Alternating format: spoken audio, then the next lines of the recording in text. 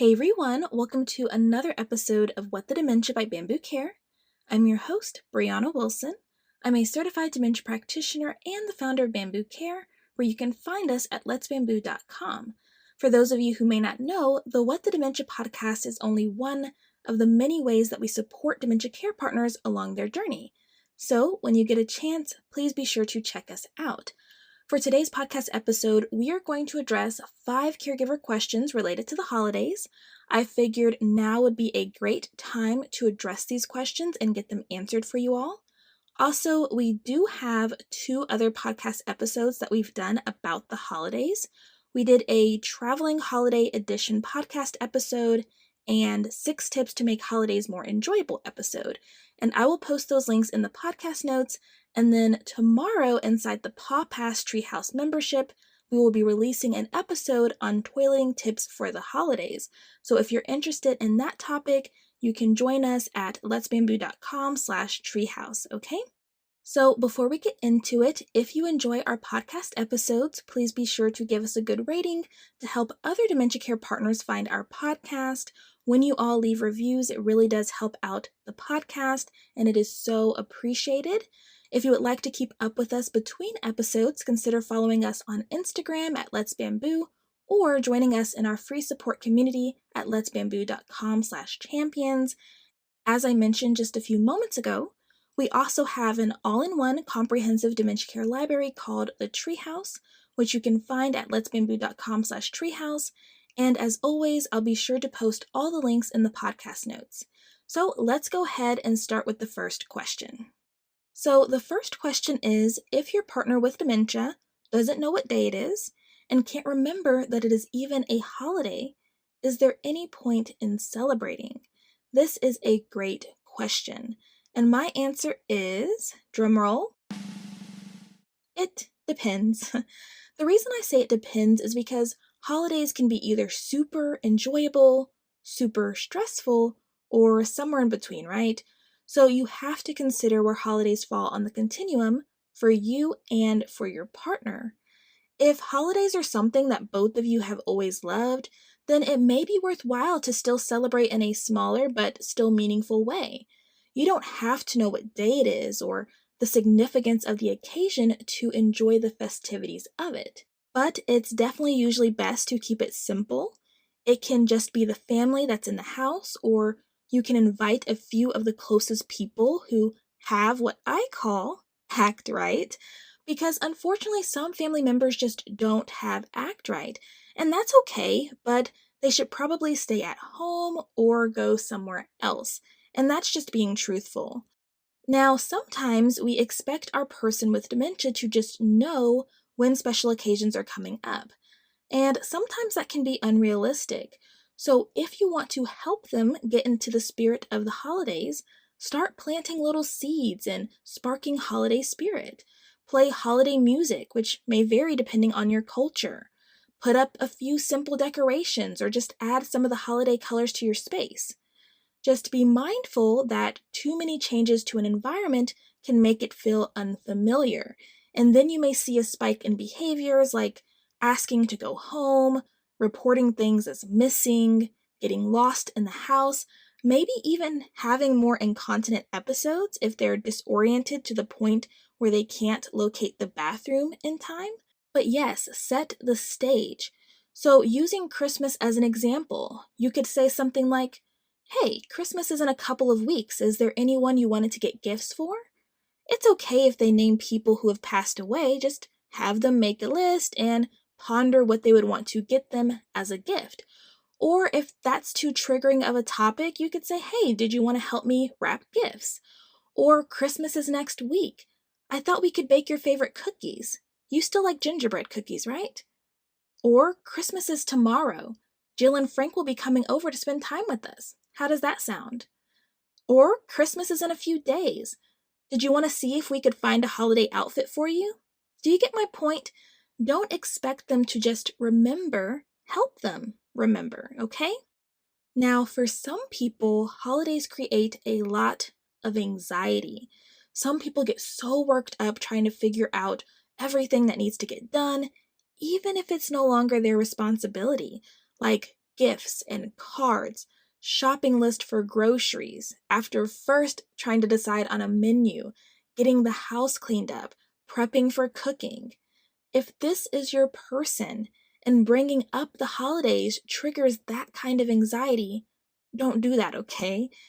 If you want to celebrate, do the work behind the scenes, inform any guest not to mention Christmas, and just make it about everyone being together and enjoying one another's company and celebrating togetherness and family. Does that make sense? But yes, if you want to celebrate a holiday and you think the occasion will be enjoyed, celebrate. Just be mindful of any triggers. If not, don't worry about it. There's no need to put unnecessary pressure on yourself, especially if it's a holiday you don't care about and your partner won't remember either way, okay? The second question is, should we put up a tree this year? I want to, but my loved one touches everything. I'm afraid she's going to pull off the ornaments or pull the tree over on herself. So this is definitely a valid concern. So I say if you want to put up a tree and it's something that brings joy, put up the tree. But consider if putting up a smaller tree is a safer option so that if it does topple over, it's not so big of a deal. Would including your partner in the decorating process make them less curious about it later so that they won't have the urge to go touching on things? Or would it make it worse? Could you just decorate the tree with lights so there are no ornaments to pull off, or find a tree that has the built-in lights? If you opt for ornaments, could you opt for cheaper ones and get some backups so that if they do get taken or broken, it's not so big of a deal? Basically, consider this.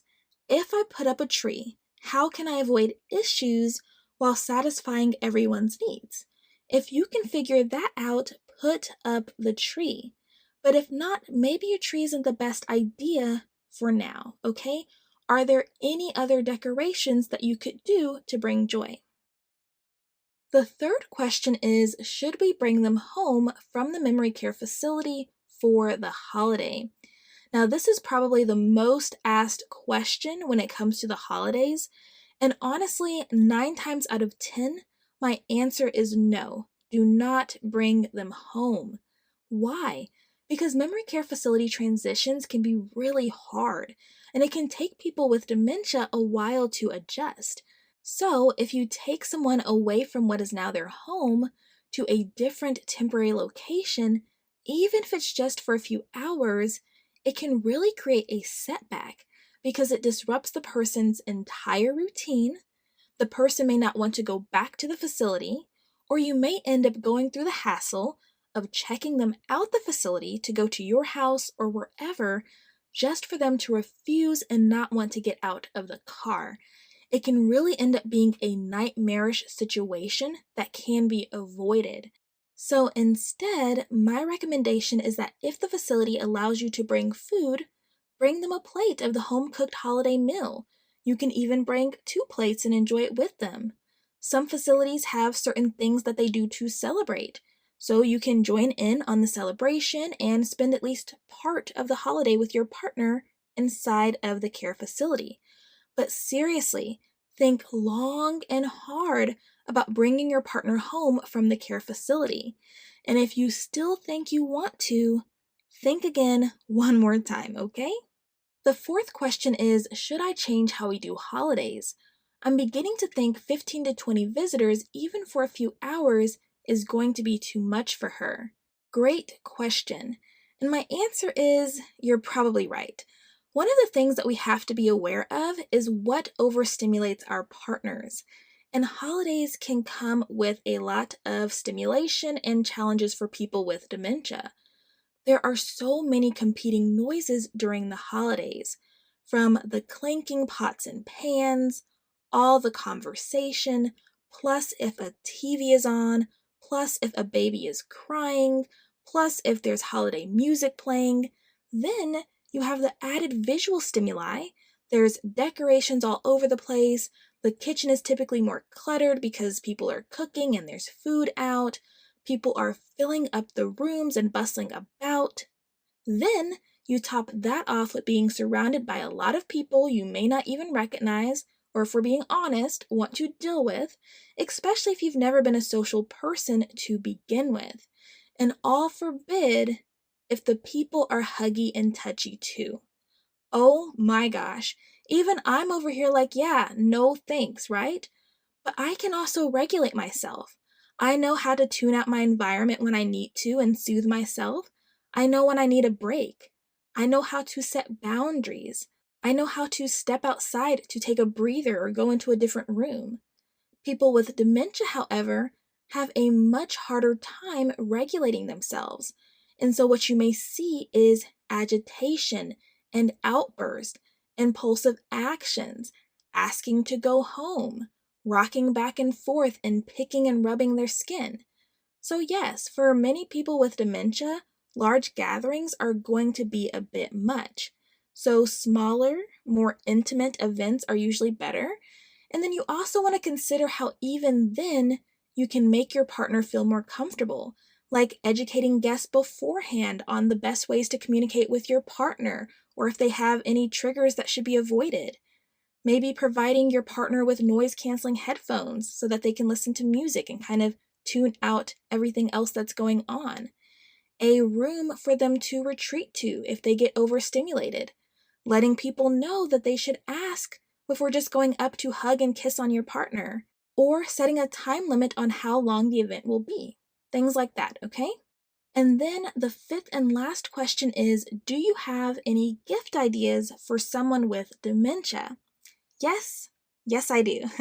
And we actually have our 2022 gift ideas from last year inside the Treehouse at letsbamboo.com/treehouse. You can access it with a free pass, but I'm also working on the 2023 gift ideas, and my goal is to finish it by the end of next week, like November 16th, 17th-ish. That will be available under the free pass too. And I personally recommend that you download both because they'll have several different ideas. And then under the Paw Pass, I'm going to record a video covering gift considerations and how to choose a gift for someone with dementia. But for this episode, let me say this. When you think of gifts for someone with dementia, think what would be functional and improve their independence, be comforting, improve their quality of life, bring them joy, or give them something enjoyable to do. The gift should hit at least one of these marks. And if it's a true gift, the gift should be for them and their life, not necessarily what would make your life easier, okay? So, for example, child-proof locks, non-functional bed rails, bed or chair alarms, cameras, personal GPSs. Those are not gifts for a person with dementia, but I often see them on dementia gift lists. And it's not an issue, but it's not a gift, okay? Think about what would make your partner's life easier for things they want to do and or what kind of things your partner enjoys. For example, is it an automatic pet feeder or an automatic medication dispenser? Is it something to help make reading easier? Is it puzzles, coloring books, or crafts? Is it sensory activities? Is it nice, comfortable clothes? Is it a heartfelt card and flowers? Is it their favorite treat?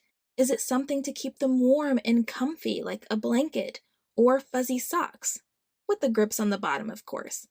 What is it, okay?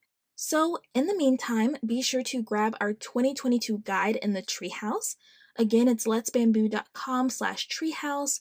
All you need is a free pass if you don't want to invest in the additional benefits of the Paw Pass. And you can also join our newsletter at letsbamboo.com/newsletter if you want to be notified when we release our 2023 one, okay? But that is all for today's episode. I hope that you found this podcast episode informative and helpful. Again, if you do find our podcast helpful, please consider leaving us a review to help others find the podcast. If anyone has any questions, comments, or future podcast requests, remember you can send us an email at podcast@whatthedementia.com. Thank you so much for joining us on another episode of What the Dementia by Bambu Care. We look forward to catching you on the next episode. Take care And until next time, stay strong, care on, and remember, you are not alone. Bambu Care is always here.